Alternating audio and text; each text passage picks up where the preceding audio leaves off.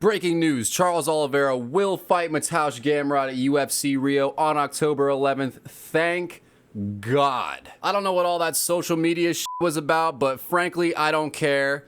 I'm just glad that we have a fight. And what a gorgeous grappling match. A grappling match that isn't going to make us all want to die young, because Charles is going to bring the heat and Mateusz isn't going to be able to lay on him for 25 minutes. This is gorgeous. I'm so happy that Charles didn't back out of this. And to be honest, with hindsight, it's like, why did I think this wasn't gonna happen? In what galaxy does Charles Oliveira not accept Mateusz Gamrot's dangerous, but he's not the most dangerous option that could have taken this fight. I mean, Max could have taken it. Arman Tsarukyan uncharacteristically could have popped out of the woodwork and taken this fight. Paddy the Batty, if he had a pair of unshriveled nuts, would have taken this fight. And now, since all this bullshit, who's ducking who nonsense is out, now it's time to look at the rest of the lightweight division and say, why the is everybody living under a rock? Benoit Saint-Denis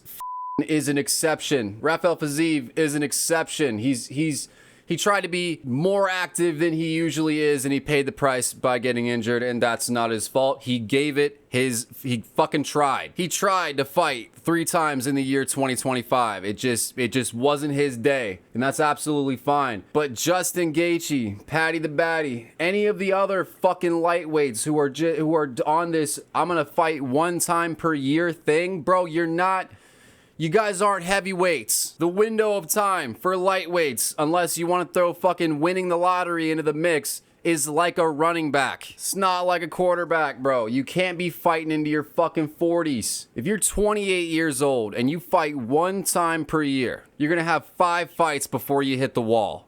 It's dumb. I get it. I get that you've got a spot and you're trying to keep that spot. You're trying to leverage your spot. But when you have a wounded gazelle on the plains of the Serengeti begging you to step in and fight him, you gotta take that opportunity. It's a fucking better opportunity than 2 things, than waiting for a title shot and testing your luck with any of the other fucking savages who won't fight. But if they did fight, they're still fucking savages. You know what I mean? Fucking Mateusz Gamrot, dude. I have a feeling that the social media pressure is what created this fight. Because it's a fact. Charles Oliveira went on a podcast and said, I don't like the Gamrot matchup, while at the same time saying lightweight are pussies and they won't take the fight with me. Well, guess what? Fucking Mateusz Gamrot was always there. There was no reason to fucking make that video. And I'm just assuming that that fucking Mateusz Gamrot got himself a fight with a tweet. Because let's just go over the timeline.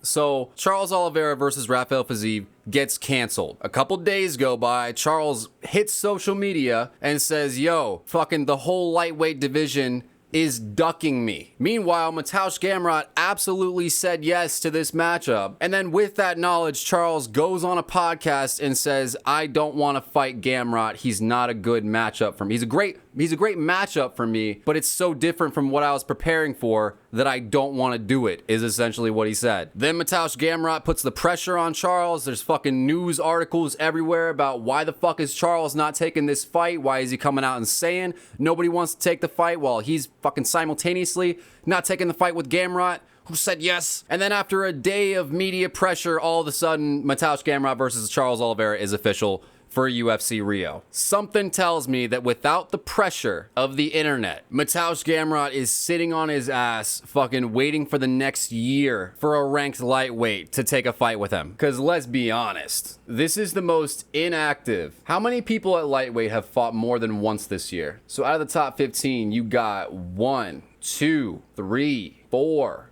5.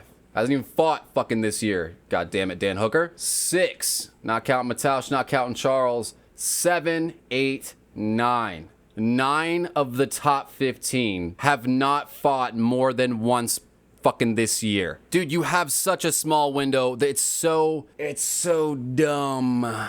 I get it. This strategy of taking fights strategically it really is the best way to go in the UFC, no matter what division you're in. But if you can't get a fucking fight, trying is better than nothing. So if you can't get a fucking fight and your response to that is, I'll just wait, then you're not even taking a gamble. The gamble is, I either take fights all the time and fucking high risk, high reward, or I take fights strategically and it's low risk, potentially high reward. When you're taking no risk, there's no fucking reward. It's basic economics, Dan Hooker. If you want to play the game, you gotta at least throw the dice. If you can target a fight that the style is good for you, then fantastic. But if you can't get that, you gotta go with the alternative, because otherwise there's no chance. Otherwise you're just sitting in the rankings, existing. It's frustrating. It's frustrating where you look at the fucking division that you want to see.